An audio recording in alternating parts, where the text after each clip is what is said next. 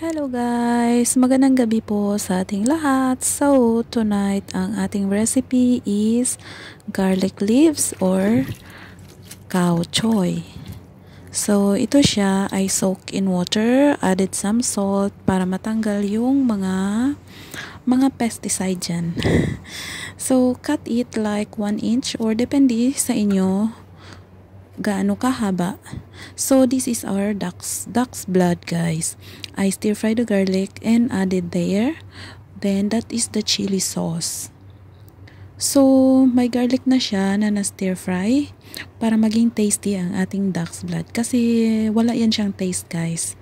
So you have to stir fry some garlic, added some siyaw or light soy sauce and sugar and cornstarch powder para hindi siya maging watery.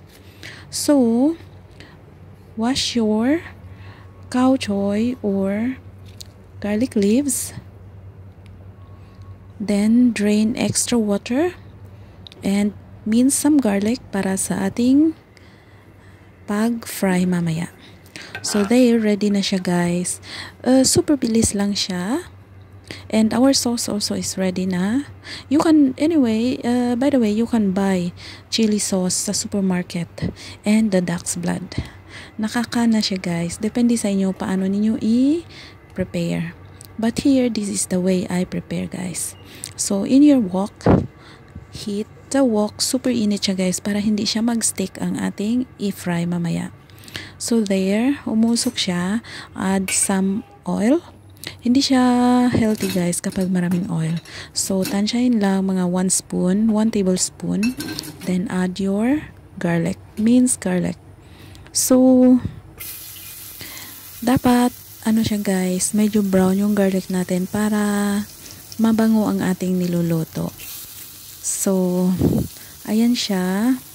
And balance na rin, right? Kasi, sino namang gustong kakain na lumilitaw sa oil. So there, I added our cow choy or garlic leaves. Then stir fry it, guys, continuously. And when it feels like soften na siya, add your chili sauce. By the way, maglagay pala tayo ng wine para hindi maging malangsa ang ating luto. So there, I use rice wine, guys, para sa ating pagluluto. So, ayan siya. Mabango na ito siya, guys. Lalo na kapag garlic leaves na tama sa oras ang pag-fry. Super yummy siya. Kahit iyan lang ang kakainin mo, super healthy na rin. So there, I added our chili sauce. It must be high fire, guys. High fire. Kasi, maano yung leaves natin mamaya, hindi siya, anong tawag nun? Pangit yung resulta niya kapag low fire. So, ayan siya. Mix thoroughly, then cover for a minute, guys. For a minute only. Siya nga pala, mag-a-add ako ng half fresh chili kasi 'di ba, I love spicy food.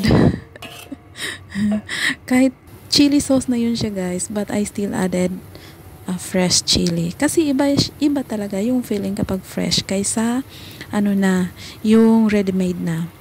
So there, cover it for a while, just a minute, guys, kasi pangit pag ma-overcook ang ating garlic leaves.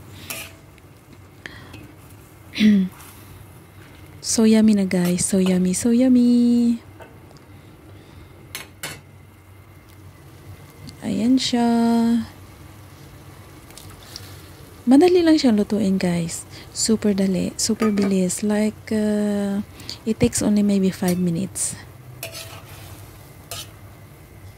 And, makakaubos ka ng isang platong kanin. Unlimited rice pala. But here, I can just eat this one alone. Pero, itong menu, guys, is 3 kami kakain. Si Lolo, Lola, at ako.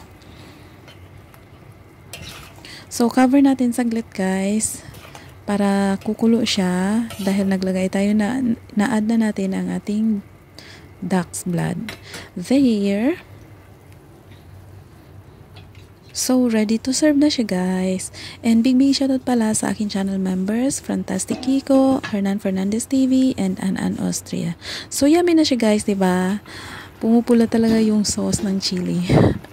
Kakatakam. So, thank you, guys. Thank you for your time. Blessed day, everyone.